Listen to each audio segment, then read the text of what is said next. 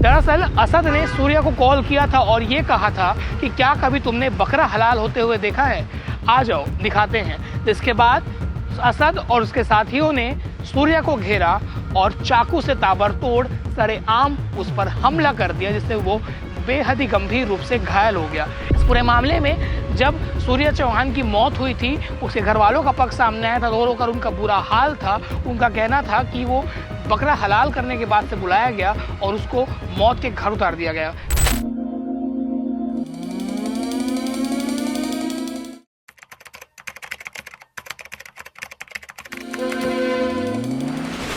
अट्ठाईस तारीख को बकरी ईद का पर्व मनाया गया पूरे देश में। उस दिन मुस्लिम समुदाय के लोग बकरी ईद मना रहे थे, पर दिल्ली एनसीआर यानी कि गाजियाबाद में इंदिरापुरम इलाके के खोड़ा थाना क्षेत्र में एक खूनी खेल रचा गया, जहां 17 साल के सूर्य चौहान की चाकू से मारकर हत्या कर दी गई और जिस पर आरोप लगा वो 19 साल का असद है और उसके साथी भी। दरअसल असद ने सूर्या को कॉल किया था और ये कहा था कि क्या कभी तुमने बकरा हलाल होते हुए देखा है, आ जाओ दिखाते हैं। जिसके बाद असद और उसके साथियों ने सूर्या को घेरा और चाकू से ताबड़तोड़ सरेआम उस पर हमला कर दिया, जिससे वो बेहद ही गंभीर रूप से घायल हो गया। इसका वीडियो भी सामने आया है, पर कम्युनिटी गाइडलाइन के अनुसार हम इनकाउंटर होते वाला जगह दिखा नहीं सकते हैं, पर जब आप भीड़ देख सकते हैं।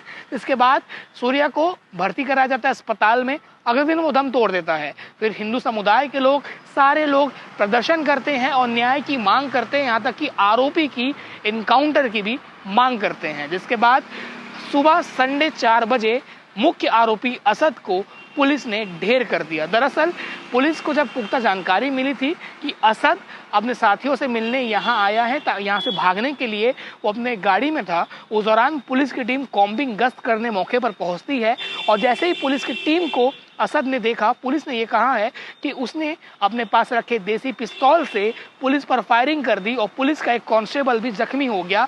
और एक्सचेंज ऑफ फायर में पुलिस ने अपने आत्मरक्षा में फायरिंग की और असद को शॉट हुआ, जिसके बाद असद घायल हो जाता है। फिर इसको अस्पताल ले जाया जाता है और इलाज के दौरान असद की मौत हो जाती है। यानी कि यूपी पुलिस ने इनकाउंटर में एक और हत्या के आरोपी को ढेर कर दिया था।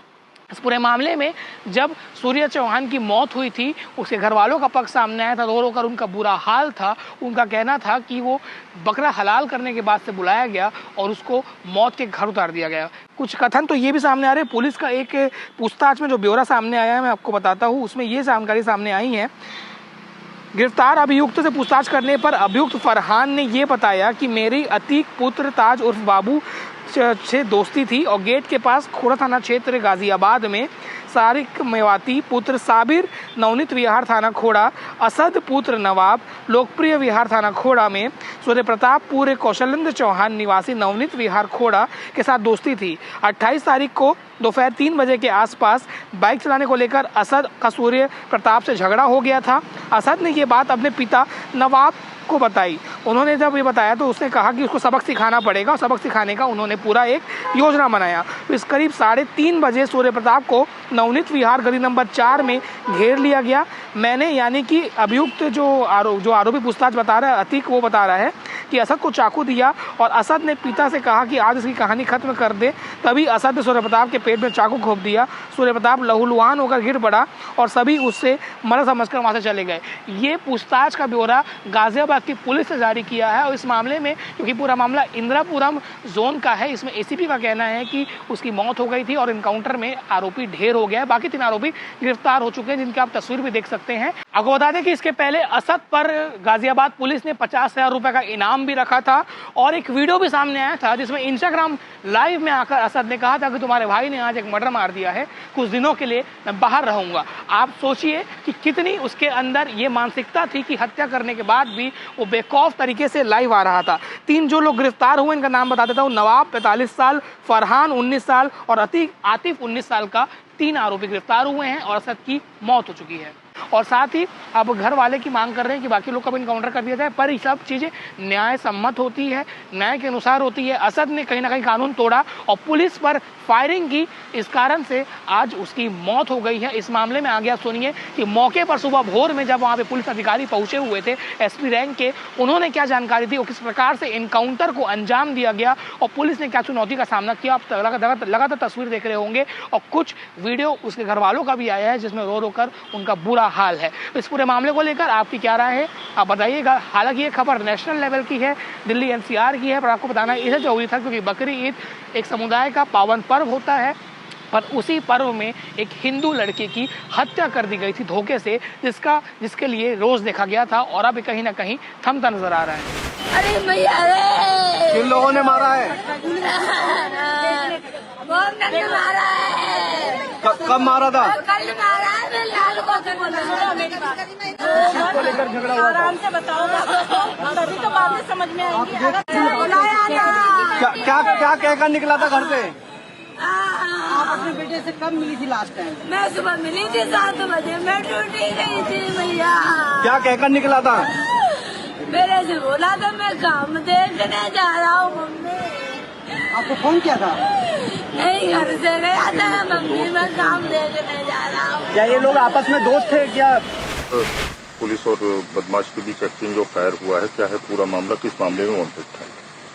देखिए, दिनांक 28 तारीख को थाना खोड़ा क्षेत्र के अंतर्गत असद नामक एक लड़के ने वहां पर सूर्या चौहान को चाकू मार दिया था और इलाज के दौरान सूर्या चौहान की डेथ हो गई थी। सूर्या चौहान के परिजनों के द्वारा तहरीर दी गई थी जिसमें 5 आरोपियों को पंजीकृत किया, उनके विरुद्ध मुकदमा पंजीकृत किया गया था, जिसमें से 3 आरोपियों की गिरफ्तारी तत्काल पुलिस के द्वारा कर ली गई थी।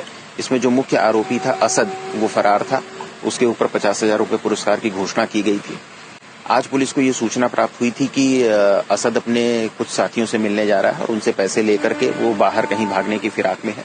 तत्काल इस सूचना के आधार पर एसीपी इंदिरापुरम के नेतृत्व में थाना खोड़ा और थाना इंदिरापुरम की टीम लगातार यहाँ पे कॉम्बिंग कर रही थी और बैरिकेड लगाकर चेकिंग का भी अभियान चलाया गया था। तो उसी समय जब असद अपने एक साथी के साथ बाइक से आता हुआ दिखाई देता है तो पुलिस टीम उसे रोकने का प्रयास करती है और उसे चेतावनी देती है, लेकिन असद के द्वारा पुलिस टीम पर फायरिंग की जाती है। प्रत्युत्तर में प्रतिरक्षा में पुलिस टीम के द्वारा भी जवाबी फायरिंग की जाती है जिसमें असद को गोली लगती है। तत्काल असद को चिकित्सा हेतु, इलाज हेतु नजदीकी हॉस्पिटल भेजा जाता है। इस पूरे एक्सचेंज ऑफ फायर में हमारा जो एक कांस्टेबल है थाना खोड़ा का, वो भी घायल होता है, उसको भी पुलिस द्वारा तत्काल अस्पताल भेजा जाता है। इस पूरे घटनाक्रम में जो असद का एक साथी था वो भागने में कामयाब होता है और घटनास्थल से असद की जो बाइक है वो बरामद हुई है और एक कंट्रीमेड पिस्टल भी बरामद हुआ है। इस पूरे घटनाक्रम में आगे की जो भी अग्रिम विधिक कार्रवाई है वो पुलिस के द्वारा की जा रही है। सर, विवाद किस वजह से हुआ था, किस वजह से चाकू मारे गए? देखिए, प्रारंभिक जांच में जो तथ्य सामने आया था कि बाइक चलाने को लेकर इनके बीच में कुछ दिन पूर्व में विवाद की स्थिति बनी थी। 28 तारीख को जब ये लोग साथ में इकट्ठा हुए तो वो विवाद की स्थिति बढ़ गई थी और इसी में आवेश में आकर के असद के द्वारा चाकू से हमला किया गया था।